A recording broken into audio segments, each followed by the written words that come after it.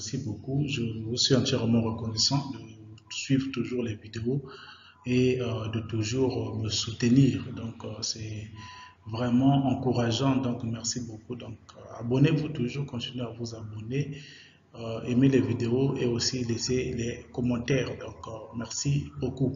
Après avoir fait cette vidéo sur l'analyse et sur l'analyse que j'ai donnée par rapport à la situation de DV 2020, par rapport à la situation de DV 2020, ce que moi je pense et ce que je crois bien par rapport à la manière que les événements se déroulent, la manière que le dossier est en train de se dérouler. Donc moi, je ne pense pas qu'ils vont donner la priorité à ceux qui ont déjà été, sont déjà ready, ceux qui sont déjà prêts, c'est-à-dire leur dossier était déjà avancé, parce que ce n'est pas la faute à quelqu'un d'autre, parce que tout le monde, les gens qui sont ETN, VC, ils attendaient, envoyer leurs documents. Il y a aussi déjà les gens qui avaient déjà envoyé leurs documents afin que ceci puisse traiter leurs documents, mais sauf que ce qui n'a pas été fait. Vous voyez?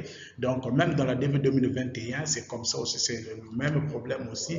Plusieurs de la DV Loterie 2021 avaient également envoyé leurs demandes, leurs dossiers et leurs documents, mais ce qui n'a pas été traité parce qu'il n'y avait pas des lettres, on n'envoyait plus les gens des lettres pour qu'ils puissent envoyer leurs documents. Donc, je pense que la chance sera donnée à tout le monde et moi, je crois que peut-être les compteurs seront remis à zéro et que tout le monde puisse avoir leur chance, surtout que les visas sont limités, les visas ne sont pas assez, donc ils vont donner la chance à tout le monde. Et là où ça va jouer, ce que je vous ai dit, c'est toujours au niveau des ambassades, la disponibilité des ambassades et également la date de traitement peut-être, la date de traitement, la date de soumission des DS 260, peut-être que ça là, peut-être ça pourra jouer de cette manière-là.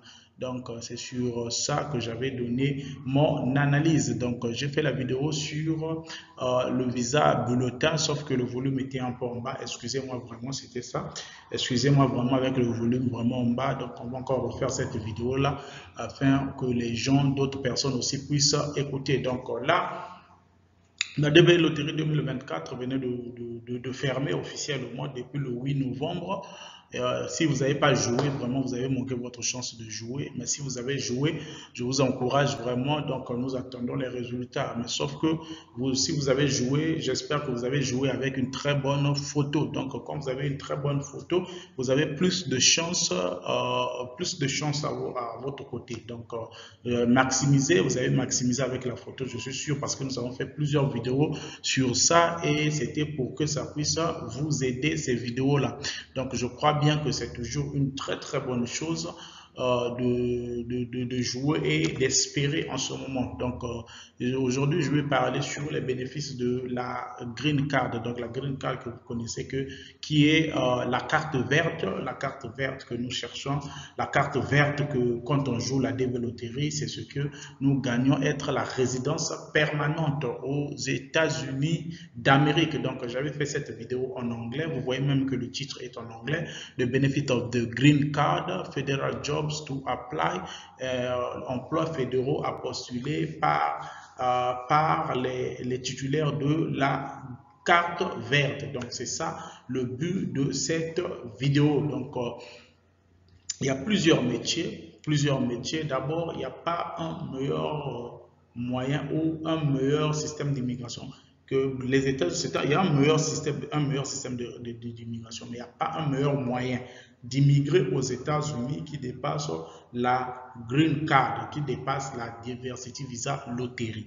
Quand je parle par rapport aux immigrés dans des pays étrangers, vous voulez immigrer aux États-Unis et la DV, la Diversity Visa Lottery, ça reste le meilleur à cause de la Green Card. Parce que quand vous venez, vous êtes résident permanent. Donc, après votre résidence permanente, vous allez avoir la nationalité. Donc, c'est le chemin le plus direct pour vous d'avoir la nationalité. Donc, il y a plusieurs boulots, plusieurs métiers. Vous voyez que même il y a beaucoup plus des opportunités étant résident permanent. Si vous étiez déjà même à l'étranger, dans un pays étranger, vous allez savoir que non, être résident permanent, c'est plus meilleur c'est plus meilleur que les autres systèmes. Vous pouvez partir pour les études, vous êtes limité déjà avec les études, vous n'êtes pas permis à travailler pendant que vous êtes à l'école, vous comprenez? Donc, on vous permet peut-être 20 heures seulement par semaine, on vous permet que 20 heures du temps, vous ne pouvez pas travailler au-delà de ça. Donc, quand vous imaginez 20 heures, ça veut dire peut-être un boulot de 4 heures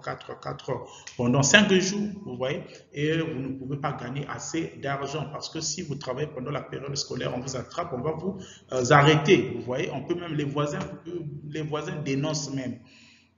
Les voisins dénoncent même. Ne voyez pas que non, c'est une fierté. Par exemple, vous arrivez comme ça dans un quartier et vous avez des voisins autour de vous, ces blanches-là, les blancs, vous pensez que non, on ne vous suit pas. Non, ils vous suivent. Ils vous guettent là dans les fenêtres en train de suivre ce que vous êtes en train de faire. Surtout quand ils savent que vous partez à l'école et puis on vous voit en uniforme aller travailler ou bien comme ça, tout ça là, tu verras qu'on vient te chercher avec la police. Comment qui a informé? Ce sont les voisins qui ont informé. Donc, c'est ça à propos du travail étant étudiant. Vous voyez, vous pouvez aussi aller aussi avec un permis de travail, mais ce n'est pas toujours facile parce que d'avoir le recrutement avec beaucoup d'exigences par rapport aux candidats étrangers, venir s'installer et autres, c'est beaucoup de coûts. Beaucoup des entreprises ne prennent pas cette initiative-là. Donc, vous pouvez partir étant visiteur avec un visa de touriste, oui, c'est bien, mais sauf que c'est aussi une possibilité. Vous arrivez et puis vous allez vous battre pour le papier, mais ça va prendre beaucoup de temps, surtout si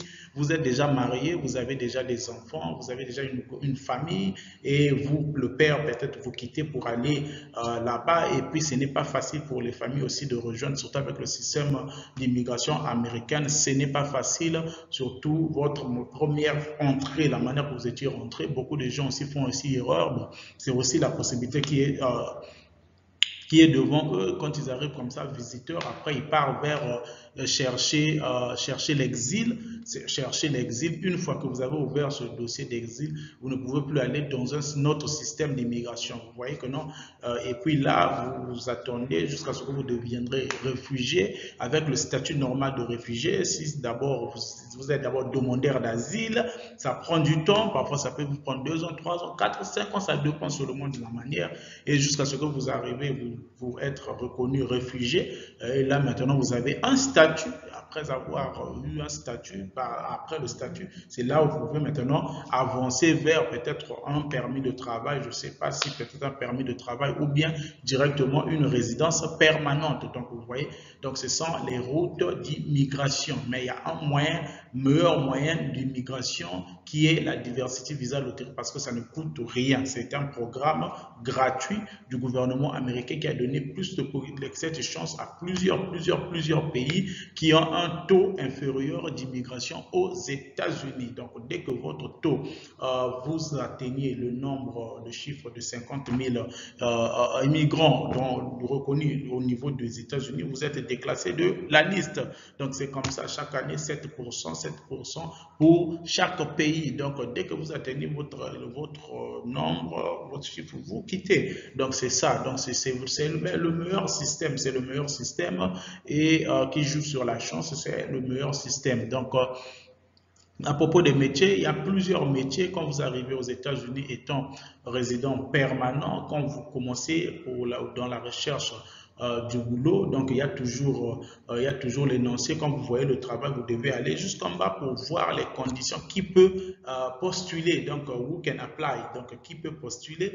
Vous vérifiez toujours là, vous verrez, ils vont mettre la réponse. Si c'est un green card, on met green card, c'est-à-dire quelqu'un qui a la green card, qui est résident permanent, qui a la carte verte. Donc vous voyez, vous allez voir les boulots. Pour les green cards, là où il y a des citizens, c'est-à-dire les nationaux, donc ceux qui ont la nationalité, et vous voyez en bas aussi, il y a aussi les résidents permanents et il y a aussi des autres métiers qui sont réservés seulement aux citizens, c'est-à-dire aux nationaux. Et là, il y a aussi plus de opportunités dans les métiers là où on n'existe que les nationaux. Il y a aussi les résidents permanents, les green cards. Donc ça, c'est l'avantage avec la green card. Donc vous voyez, et là, je vais vous laisser aussi la vidéo que vous allez aussi suivre. Vous allez suivre aussi de mon frère Michel qui est aussi qui est aux États-Unis, donc qui est aussi parti aussi aux États-Unis, qui travaille avec beaucoup d'opportunités et autres. Il va aussi expliquer ce qu'il vit au quotidien, également un témoignage aussi qui va aussi faire du bien. Et je vais vous mettre aussi un autre métier aussi. Là, vous allez voir comment est-ce que les pièces détachées et autres, l'assemblage des pièces, les métiers qui payent aux États-Unis. Donc, parmi ces métiers, je veux vous dire, ne négligez pas votre talent que vous avez en Afrique. Donc, parfois en Afrique, nous avons la conception là, toujours d'aller dans les études tellement longues, surtout avec le système des pays francophones. Nous allons dans les études tellement longues, bac plus 5, bac plus 5, 7, parfois. Voilà pourquoi nous avons beaucoup de chômage dans nos pays à cause de ça, parce que les gens ne font pas des métiers qui sont professionnels, c'est-à-dire les métiers, les formations qualifiantes, là où on cherche des gens pour le boulot. Donc vous voyez que